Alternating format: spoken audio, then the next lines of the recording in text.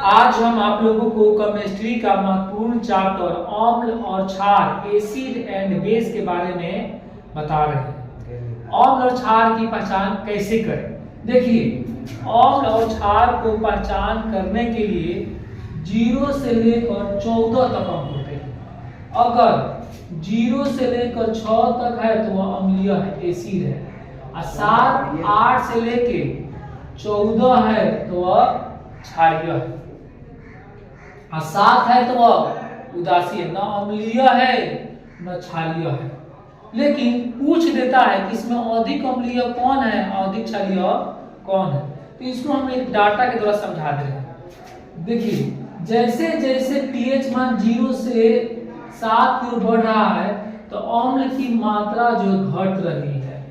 लेकिन ठीक उल्टा क्षार में जैसे जैसे पीएच मान 8 से 14 की ओर बढ़ रहा है तो क्षार की ओर बढ़ रही है, यानी कि इधर 12 डंडा बन रहा है और इधर जो है 0 से छोटा डंडा हो रहा है। इसका मतलब कि पीएच मान जैसे जैसे 0 की ओर 7 की ओर जाएंगे अम्ल घटेगी।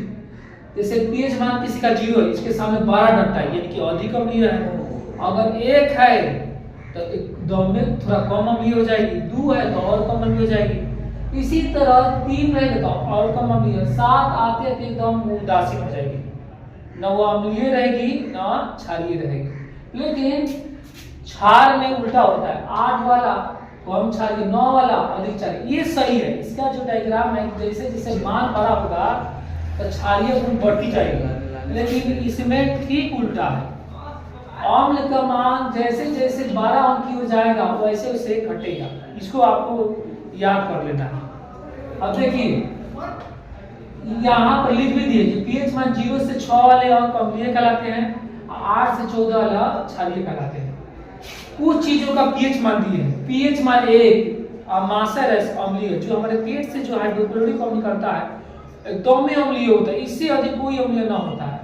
और 2.5 नींबू रस, आप समझे कि नींबू इसका मान 2 है तो ये अधिक नहीं। यहाँ पर आपको समझा दिए हैं कि जैसे जैसे पीएच मान कम होते जाएगा उसकी अम्लीयता जो घटती जाएगी, यानी कि 2 वाला अमाशय से ही कम अम्लीय है, इसका मान 3 है तो ये और कम अम्लीय हो गया।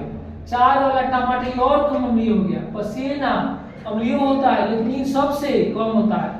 अम्ल वर्षा कम अम्लीय होते हैं, पेशाब भी अम्लीय होता है लेकिन कम अम्लीय होते हैं इन सबसे। दूध भी अम्लीय होता है लेकिन सबसे कम होता है। शुद्ध जल देखिए, आप कम अम्ल कम की मात्रा होते होते होते 7 जहाँ पीएच मान लिखा रहेगा, इससे मतलब कि न अम्लीय है और न क्षारीय है। हम लोग के लिए पीएच मान 7 ही होना चाहिए, जो हमारे स्वास्थ्य के लिए। ना हम लोग को अधिक अम्ल जरूरी है, एसिड जरूरी है, ना हम लोग को क्षार जरूरी है, बेस जरूरी है। अब देखिए, 7 से अधिक होने लगा, 7.2 आंसू, आंसू क्षारीय होता है। इससे अधिक क्षारीय 7.4 खून का होता है। देखिए, इसमें जितना मान बड़ा होगा क्षारीयता बढ़ती जाएगी।